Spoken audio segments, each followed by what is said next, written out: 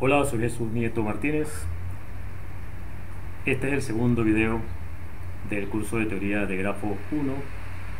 En el primero, utilizando unos problemas para modelar, vimos que todos esos problemas tienen en común que se pueden representar gráficamente con estructuras de este tipo, a las cuales llamamos grafo. Vimos entonces el concepto de grafo, introdujimos el vocabulario básico, definimos vértices, lados, definimos lo que significa ser vecinos, definimos bucle, grafo simple, conjunto independiente, clique, grafos bipartitos, número cromático de un grafo, caminos, ciclos y grafos conexos.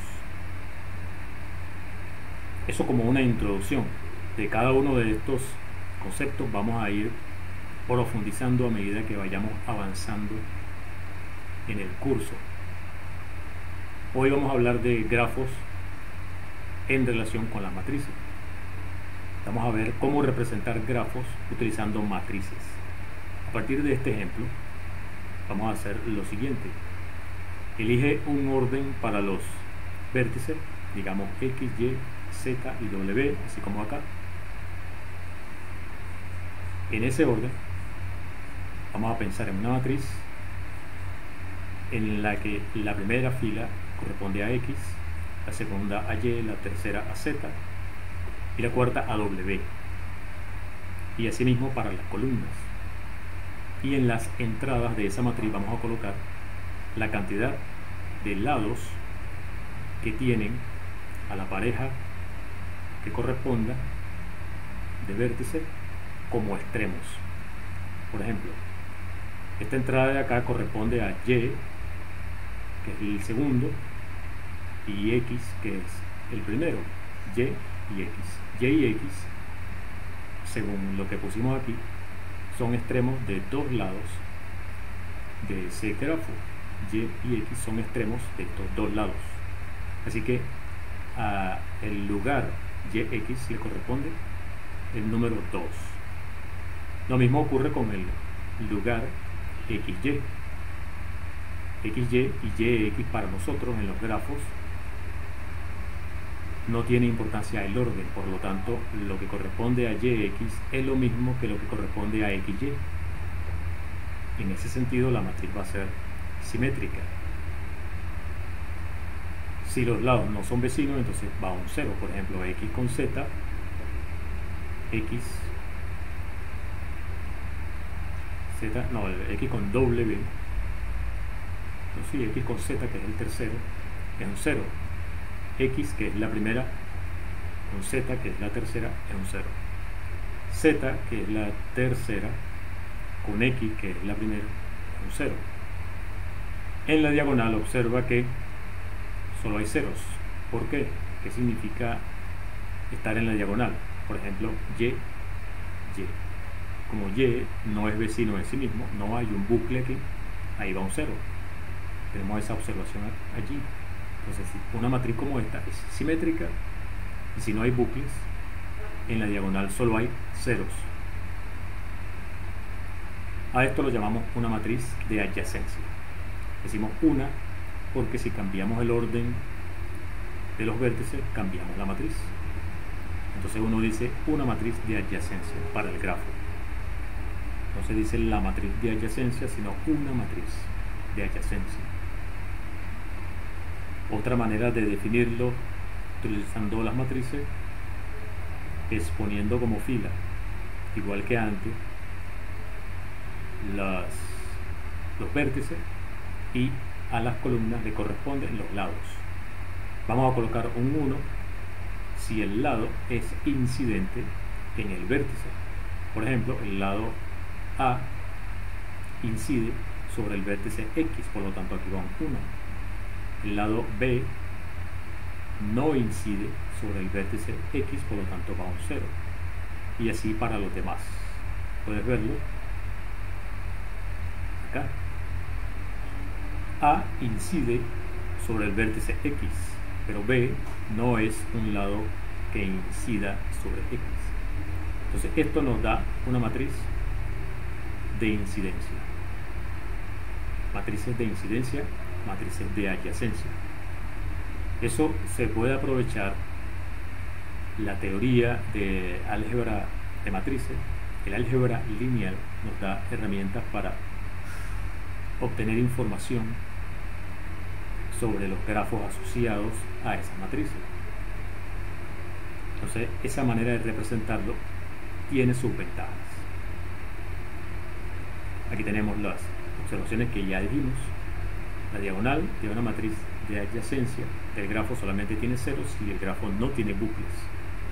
Si además es simple, entonces las entradas solamente son ceros o unos. Y tú sumas las entradas en la fila que corresponda a un vértice B, eso te da la cantidad de vecinos que tiene ese vértice B. Eso se llama el grado de B. Eso también ocurre en una matriz de incidencia, si el grafo es simple.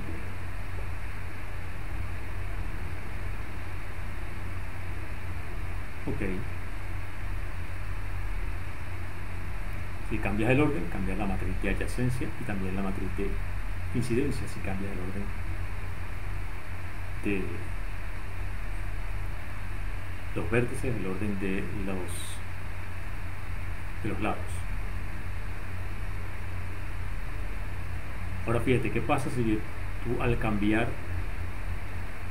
los vértices, cambiar el orden, si la matriz,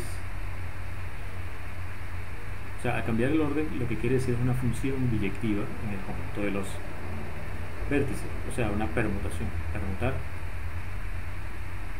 los vértices, permutar por ejemplo las filas en una matriz de adyacencia. Si el permutar las filas que corresponden a un grafo, a una matriz asociada a un grafo, al permutar las filas te da la matriz de otro grafo, quiere decir que esos grafos son esencialmente lo mismo. Grafos que son esencialmente lo mismo, vamos a decir que son isomorfos. Esa permutación nos da una biyección del conjunto de los vértices que preserva la adyacencia de vértices. Eso es el caso de que son simples los grafos. Vamos a decir que dos grafos simples son isomorfos si hay una biyección entre el conjunto de los vértices que respete la adyacencia de vértices. Para los grafos que no son simples es un poco más sutil la definición. Debemos tener una biyección en el conjunto de los vértices, una biyección en el conjunto de los lados,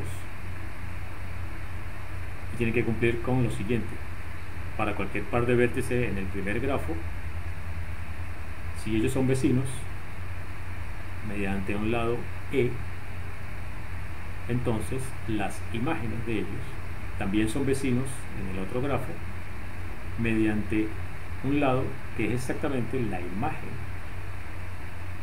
de ese lado E que tenías en el primer grafo por la función que hay entre los lados, la biyección.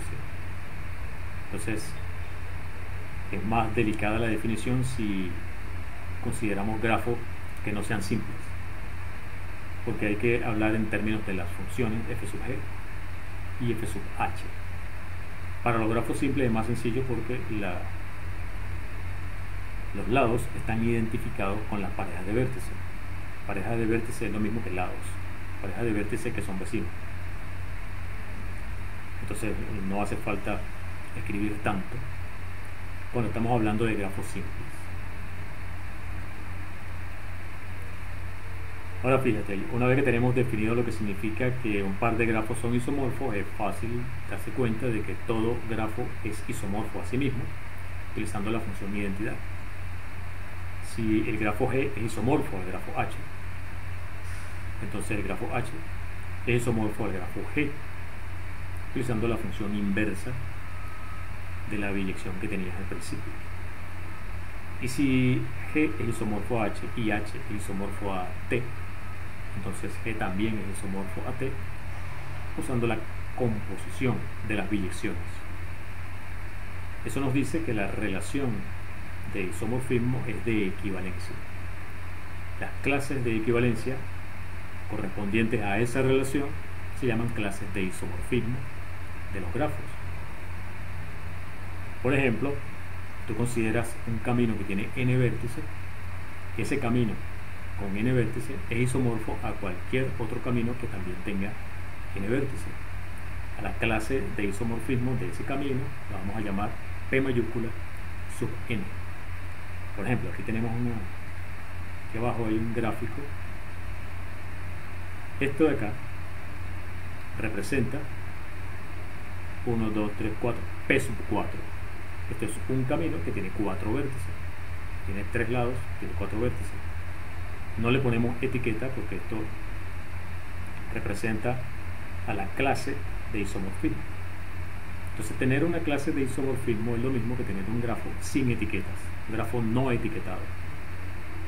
Cuando hablemos de grafo no etiquetado, estamos hablando de clases de isomorfismo en este sentido. Entonces, la clase de isomorfismo de P4 se representa como lo vimos ahora. Otras clases de isomorfismo, los grafos no etiquetados, el ciclo con n vértices, lo denotamos como C sub n, C mayúscula. Los grafos completos no etiquetados con n vértices los llamamos Kn.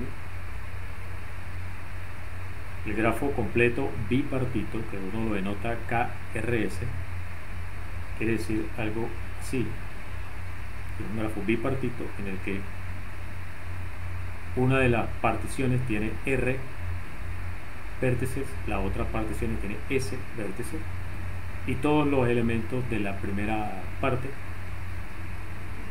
de la partición están conectados con todos los vértices de la otra parte.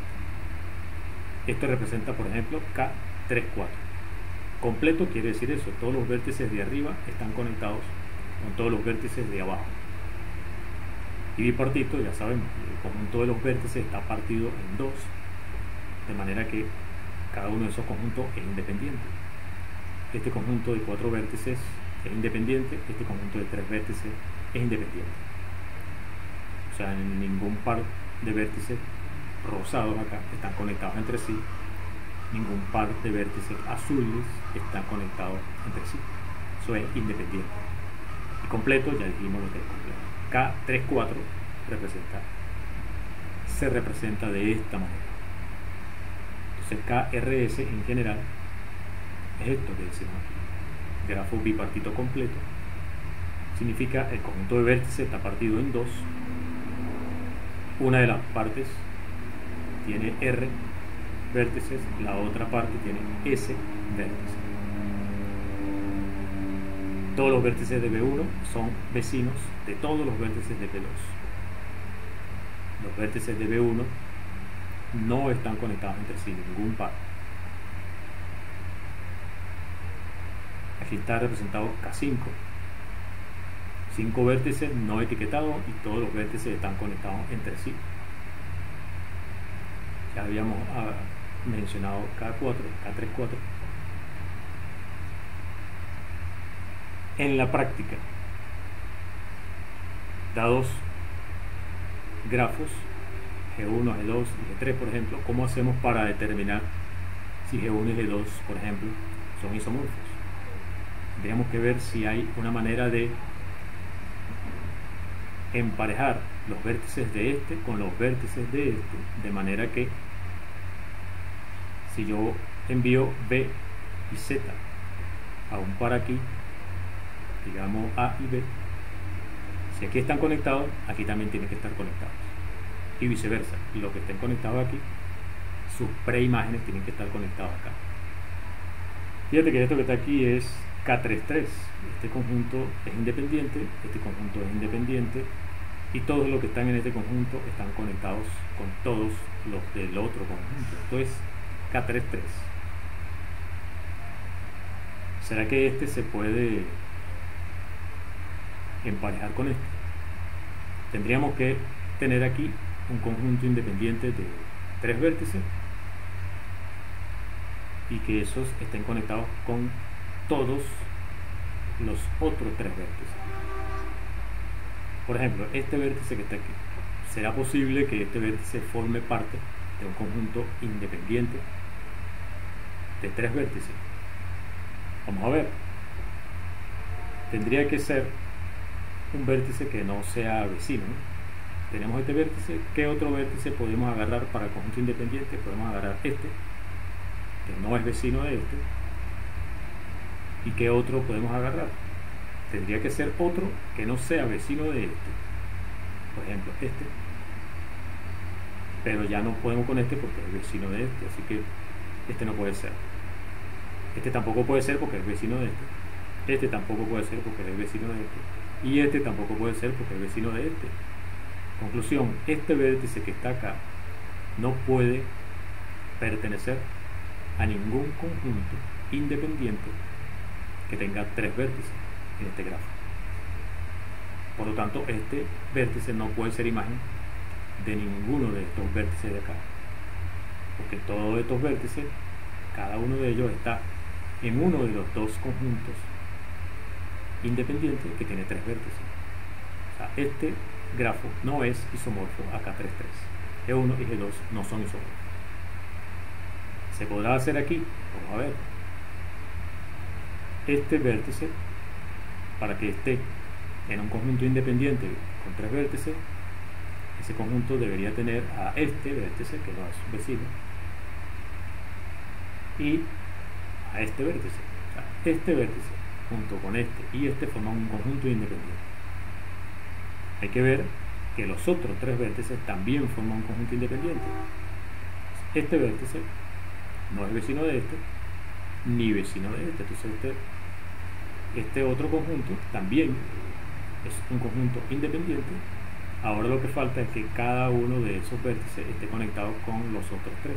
Este vértice está efectivamente conectado con estos tres, es vecino de estos tres, que son los que forman el otro conjunto independiente. Este vértice está conectado, a ver, sí, con estos tres que forman un conjunto independiente. ¿Y cuál es el otro?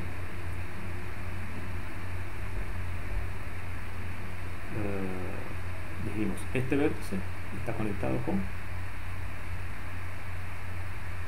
este vértice, con este, suelta. Este vértice conectado con este y este, que forman este y este, que forman el conjunto independiente. Dijimos que el conjunto independiente era este y este conjunto, y este vértice está conectado con este y sí, exacto, con este. Entonces los conjuntos independientes son este vértice, este y este es un conjunto, y este forma el otro conjunto independiente. Este grafo es isomorfo a K33, a este de acá. B.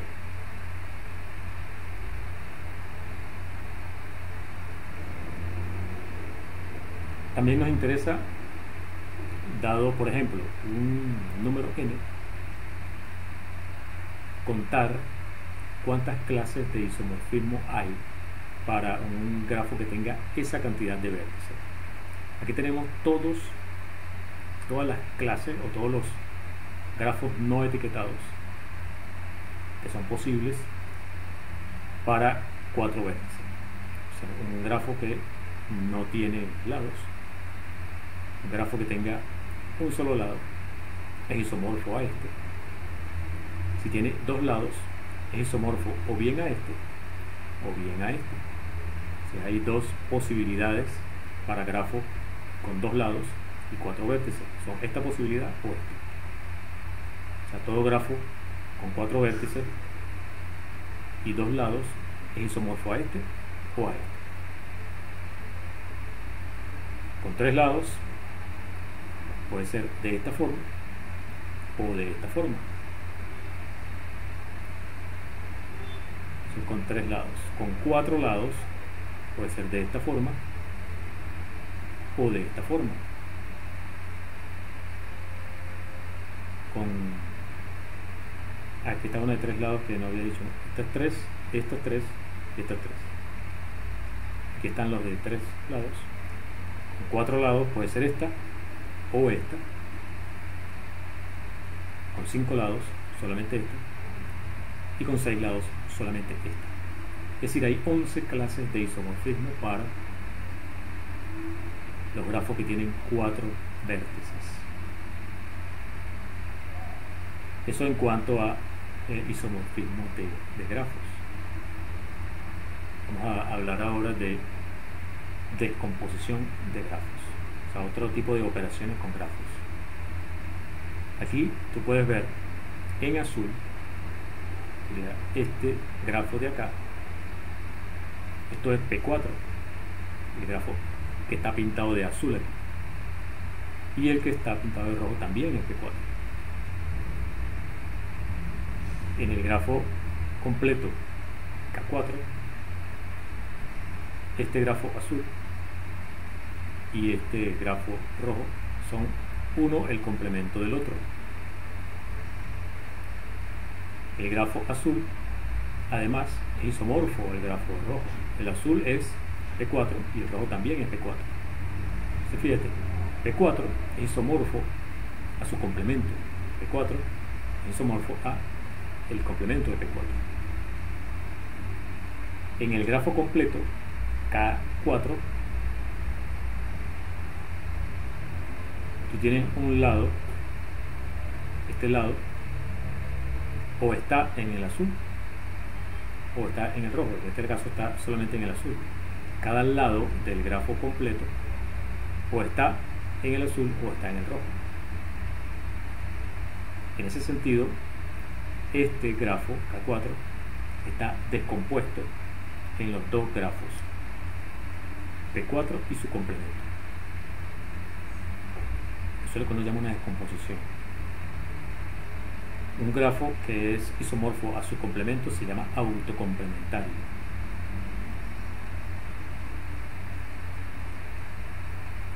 En el de 5, que tienes K5, y en azul tienes un ciclo con 5 vértices, y en rojo tienes otro ciclo con 5 vértices. Ocurre lo mismo que ocurrió con P4. C5 es isomorfo a su complemento. Dentro de K5 tienes a C5, su complemento es el mismo C5, isomorfo a C5. C5 es isomorfo a su complemento. C5 también es autocomplementario. Un grafo que es isomorfo a su complemento se dice que es autocomplementario. Una lista de subgrafos de un grafo G es una descomposición.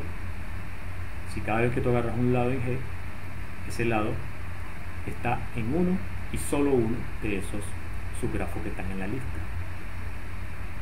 O sea, aquí tienes C5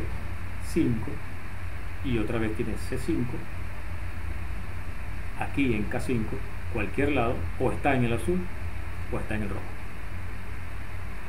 Entonces esto que está aquí te da una partición en dos del grafo. Eso se da una descomposición de este grafo K5. En ese sentido uno dice que K5 está descompuesto en dos copias de C5.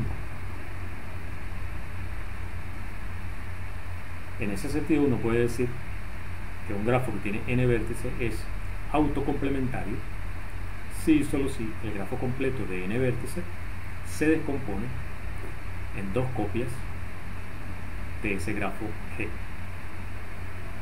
Esto es una caracterización de los grafos que son autocomplementarios. Como ejemplo, aquí tienes una descomposición de K4 en tres copias de P3. K4 descompuesto, tres copias de P3. A ver, P3, recuerda, es un camino que tiene tres vértices, o sea, tiene dos lados. Entonces ahí tienes este verde, sería una copia de P3. Tienes el azul, que sería otra copia de P3, y tienes el rojo, que sería otra copia de P3. Entonces K4 se puede descomponer como usando 3 copias de P3.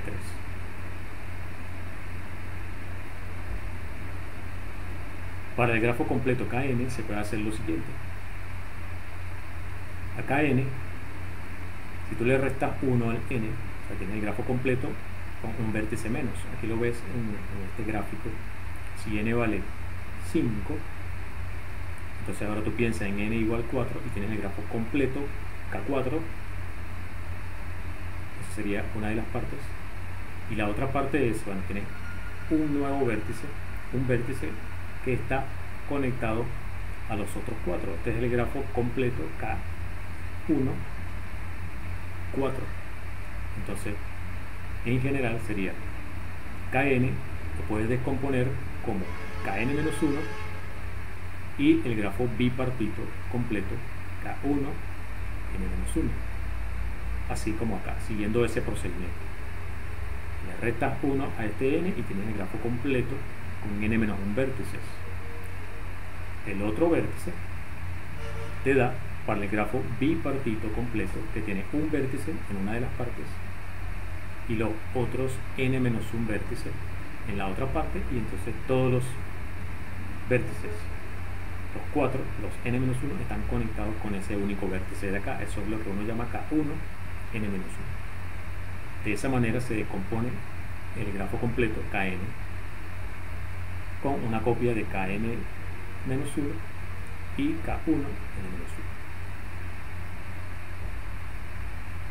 Aquí está K7 descompuesto en varias copias de K3. El K3 son triángulos, entonces tiene un triángulo fucsia, un triángulo rojo, triángulo color cian, al triángulo verde, triángulo rosado, etc. Todos estos triángulos que ves aquí. Aquí hay un triángulo amarillo que casi no se ve, pero con solo triángulos tú puedes descomponer K7 usando copias de K3. K6 lo puedes descomponer así usando copias de P4. Recuerda que P4 es el camino que tiene 4 vértices, 3 lados. Por ejemplo, este rojo que está acá es una copia de P4. Este negro que está acá, una copia de P4, y así lo demás. Este amarillo que casi no se ve, una copia de P4. Este verde, este azul, forman copias de P4 que descomponen a K6. Bueno, hay algunos grafos que aparecen tanto y son tan sugerentes la forma que tienen, que se les ha dado nombre. A esto lo llaman la garra, a esto lo llaman la pata, a esto lo llaman la cometa, a esto lo llaman la casa, el toro, el corbatín y el dardo. Eso es por si acaso te aparecen por allí en la bibliografía. Y bueno, puedes identificar. Un grafo más interesante es el grafo de Petersen. El grafo de Petersen aparece en la teoría cuando se está estudiando el problema de los 4 colores para resolver una parte que tiene que ver con factorización de grafos. Para dar un ejemplo de un grafo que tiene ciertas características y no otras características.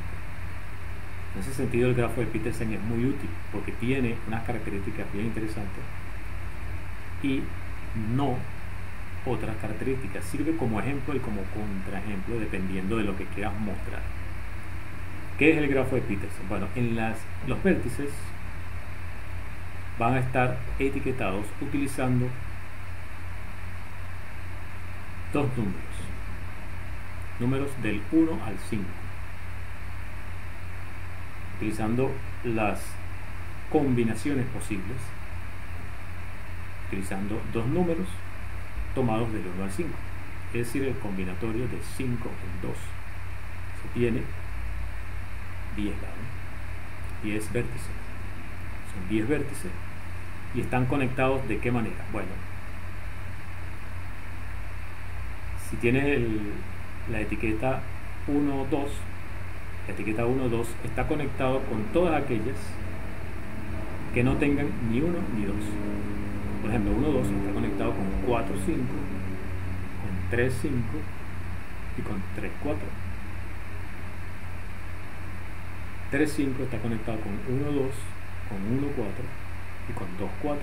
Es decir, un par no ordenado de elementos de este conjunto, que son las etiquetas, que son los dígitos que se utilizan para la etiqueta. Ese par te da un vértice que está conectado con otro par, si solo si son disjuntos esos conjuntos. Eso te da el famoso grafo de Petersen. Vamos a ver características interesantes que tiene este grafo. Bueno, cada vértice tiene 3 vecinos. Así que tienes dos números entre el 1 y el 5.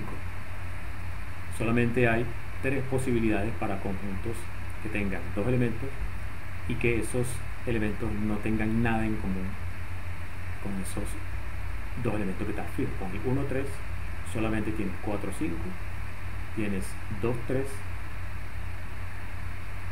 y tienes 2, 5. A ver, 1, 3.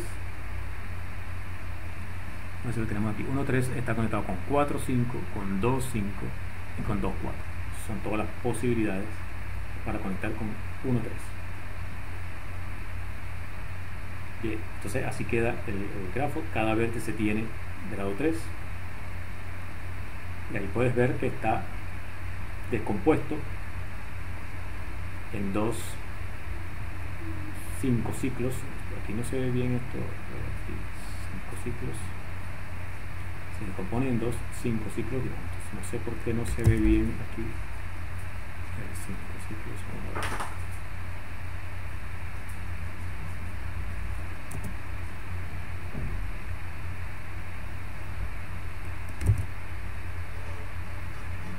Dos ciclos de longitud 5 y que son disjuntos. Tenemos este ciclo que tiene 5 y este ciclo que tiene 5 vértices, y esos ciclos son disjuntos.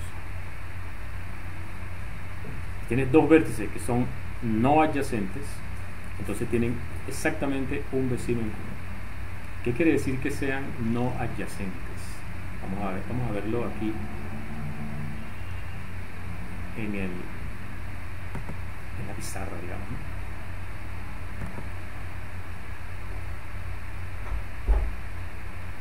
Tiene un vértice está dado, recuerda, por un par IJ. IJ está entre 1, 2, 3, 4 y 5. Tienes IJ, te da un vértice. Si tienes otro vértice, vamos a decir que está dado por M y N. Si ellos son vecinos, significa que I, J, M y N son distintos, todos. O sea, M no puede ser J ni I, N no puede ser J ni I. Entonces cualquier vecino de este tiene que ser distintos los dígitos de la etiqueta. Entonces tenemos IJ, tenemos MN. Aquí IJ puede ser vecino de quién, tiene que haber aquí un K, digamos, y aquí se acaban las etiquetas, ¿no? Tenemos I, J, K, M y N, son las 5. Ahora, ¿cómo hacemos para que este sea vecino de este? No se puede, ¿verdad? Tiene que ocurrir lo siguiente: este vecino, este vértice, digamos aquí este ya debe tener o m o n, vamos a poner que tenga m. Entonces este vértice y este son no adyacentes. Tiene en común este vértice. Lo que dice la proposición anterior es que estos vértices que son no adyacentes tienen este vértice en común y no pueden tener más vértices en común. Eso es lo que dice esa proposición. Dos vértices que son no adyacentes tienen exactamente un vértice en común. Ya vimos que tienen este. Tenemos que ver que no puede tener otro. Para tener otro tendría que ser, bueno, y, por ejemplo, o tenemos KM y N, solamente nos quedan dos posibilidades. Ya tenemos KM y N, nos quedan solamente dos posibilidades que son I y J, pero ya está listo aquí. Entonces la única posibilidad, si tienes dos vértices que son no adyacentes, ellos tienen exactamente un vértice en común. Eso es lo que dice esta característica 3. Dos vértices no adyacentes tienen exactamente un vecino en común. El ciclo más corto que hay allí tiene 5 vértices. Ya vimos que hay ciclos con 5 vértices. Lo que tenemos que verificar para ver que esto es verdad es que no hay ciclos de longitud más pequeña que 5. Vamos a verlo otra vez en la pizarra. Aquí mismo, si tienes, bueno, vamos a verlo en otra página para limpiar aquí. Tienes un vértice IJ. Si ese vértice es vecino de otro, digamos, si es vecino de otro, quiere decir que tiene que ser M, otra letra distinta de estas, y otra letra distinta también de MN, digamos. Así. Si este vértice es vecino de otro, y este vértice es vecino de otro, ya sabemos que debe tener, como aquí ya hay 4, en el mejor de los casos, bueno, aquí hay una K, y la otra letra tiene que ser una de estas dos, M o N. O es M o es N. Si es M, esto no puede conectarse con esto. Si es N, no puede conectarse con esto. Quiere decir que esto no tiene ciclos de longitud 3. No hay posibilidad de que tenga ciclos de longitud 3. Longitud 3 no puede ser. Longitud 4. Bueno, supongamos que aquí tenemos K. Ya sabemos que la única posibilidad para esto es que sea M o N. Vamos a suponer que es M. Y si tenemos otro vértice aquí, tendría que ser vecino de este y vecino de este para construir un ciclo de longitud 4. Para que sea vecino de este, no puede ser M, no puede ser M, o sea, M está prohibido, N está prohibido y K está prohibido. Solamente quedan I y J. I y J, pero I y J es este. Así que no hay posibilidad para ciclos de longitud 4. Ciclo de longitud 4 tampoco hay. No hay ciclo de longitud 3, no hay ciclo de longitud 4. Ya sabemos que hay ciclo de longitud 5. Hay de longitud 2, que es un ciclo de longitud 2. Ciclo de longitud 2 es en este vértice. De longitud 2 quiere decir así, pero este grafo es simple. El grafo de Petersen es simple, por lo tanto no tiene ciclo de longitud 2. Y de longitud 1 tampoco tiene porque es simple. De longitud 1 quiere decir bucles. Este no tiene bucles. No tiene bucles. No tiene ciclo de longitud 2. Ya vimos que no tiene de longitud 3. No tiene de longitud 4. Sí tiene de longitud 5. Por lo tanto, la longitud del ciclo más pequeño, el ciclo más corto, es 5.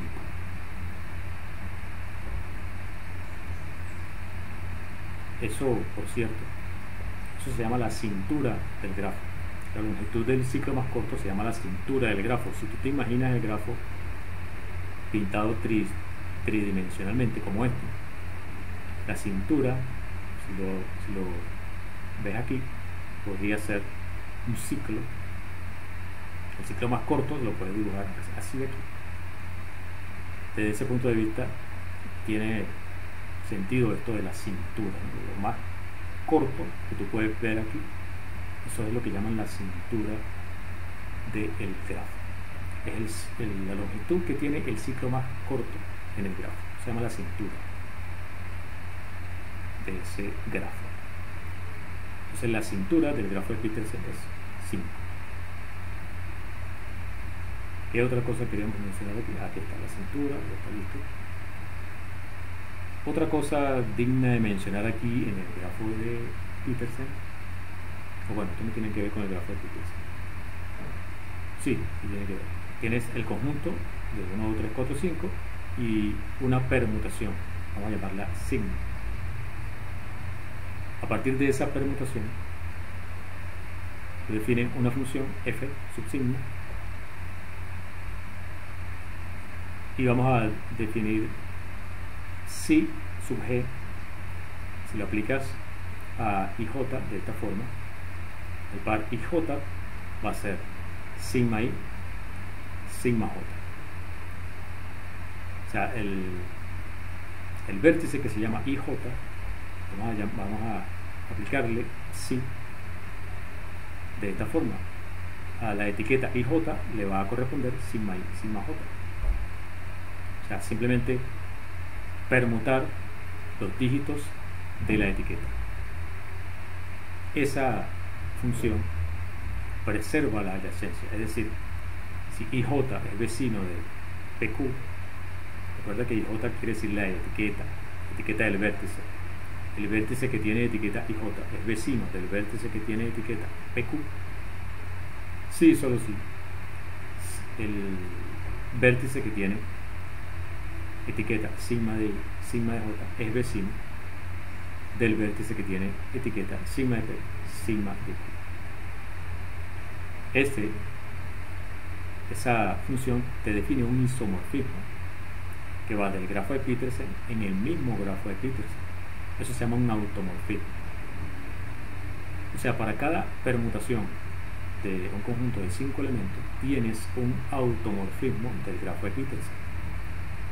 Para cada permutación hay un automorfismo del grafo de Petersen. O sea que si tú quieres contar los automorfismos del grafo de Petersen, ahí están incluidas todas las permutaciones de 5. O sea que tiene por lo menos 120 automorfismos el grafo de Petersen. Ese es un tema importante, contar los automorfismos de un grafo dado. La cantidad de isomorfismos que existen se pueden definir del grafo en sí mismo, la cantidad de isomorfismo de un grafo en sí mismo, la cantidad de automorfismo de ese grafo. Entonces, en el grafo de Petersen hay por lo menos 120, haciendo este análisis. Y para cada par de vértices en el grafo de Petersen, tú siempre puedes encontrar un automorfismo que manda un vértice en el otro. Simplemente buscas la permutación que corresponde. Eso te da la propiedad 2. Esa propiedad 2 en general, para grafos en general, se llama transitividad por vértice.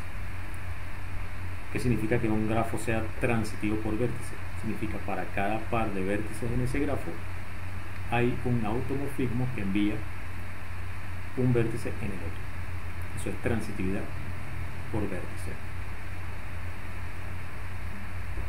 Por ejemplo, en el camino de 4 vértices tienes P4, P4, 1, 2, 3, 4. ¿Cuántos automorfismos hay? O sea, ¿cómo yo puedo enviar este grafo en sí mismo respetando la adyacencia? Bueno, además de la identidad, obviamente, si mandas el grafo por la identidad, eso ya es un automorfismo, pero queremos ver si hay otro. Fíjate que tenemos este vértice que está acá y ambos tienen dos vecinos. Entonces este vértice tiene que parar allá en un vértice que tenga dos vecinos. El 2 puede ir a parar, por ejemplo, al 3, que tiene este vecino y este. El 2 puede ir a parar al 3. El 3 tendría que parar entonces al 2. Entonces simplemente voltear el 2 por el 3. Enviar el 2 al 3, el 3 al 2, el 4 al 1 y el 1 al 4. O sea, esa sería esta permutación. El 2 al 3, el 3 al 2, el 1 al 4, el 4 al 1.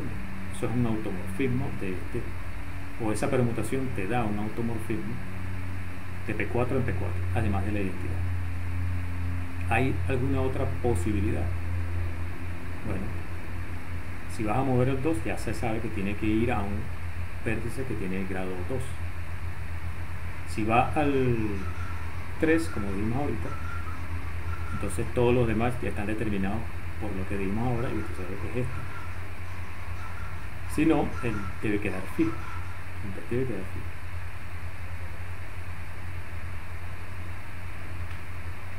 Yo mando el 2 al mismo 2. Entonces el 3 tengo que mandarlo, como ya sabemos que tiene dos vecinos, tengo que mandarlo a uno que tenga dos vecinos. El único que me queda es el mismo 3. Entonces el 2 tiene que quedar fijo, el 3 tiene que quedar fijo. El 4 no lo puedo mandar a el 1 porque la pareja, por ejemplo, 3, 4, y son vecinos aquí, al mandarlos allá, sus imágenes también tienen que ser vecinas. Como el 3 queda fijo, el 4 es vecino aquí, a donde yo mande el 4 tiene que seguir siendo vecinos del 3. Si lo mando al 1, no puede ser, porque el 1 es vecino del 2, tendría que ser al 4, o sea que es la identidad. La única posibilidad que hay entonces es la identidad o esta, o el automorfismo dado por esta permutación. O sea que solamente hay dos automorfismos de P4. Solamente hay dos automorfismos de P4.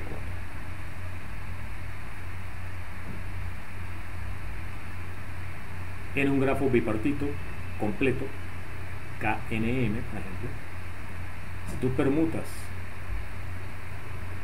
los elementos de una parte, con eso tienes un automorfismo. Si permutas los elementos de la otra parte, también tienes un automorfismo. O sea, si esta parte tiene n, entonces ahí hay n factorial permutaciones. Para esta parte hay m. Si hay m, entonces aquí sería m factorial permutaciones. Y además podemos permutarlas. Bueno, no.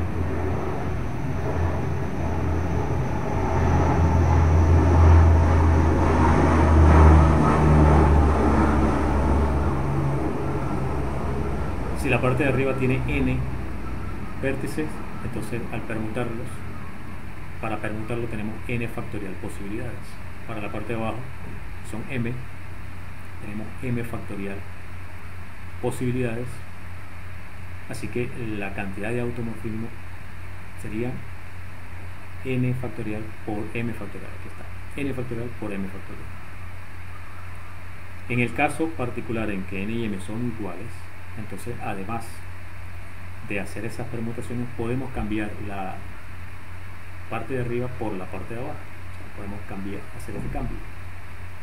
Así que tendríamos n factorial por n factorial, o sea, n factorial al cuadrado, pero dos veces, el doble. Esa es la cantidad de automorfismo del grafo completo bipartito nm. Para nm sería n factorial por m factorial. Con respecto al otro concepto que mencionamos, que es transitividad por vértice, KNM es transitiva por vértice solamente en el caso en que n y m son iguales, porque si tienes vértices en distintas partes y pensando en n distinto de m, entonces los elementos de aquí tienen grados distintos que los elementos de acá, entonces no puede convertirse uno de ellos en el otro. No hay manera. Dado un vértice de arriba y un vértice de abajo, no hay un automorfismo que mande uno de ellos en el otro, porque tienen grado distinto. Entonces va a ser transitivo por vértice el grafo completo bipartito solamente en el caso en que n sea igual a n. para n mayor o igual que 2, Pn no es transitivo por vértices. Ya vimos arriba que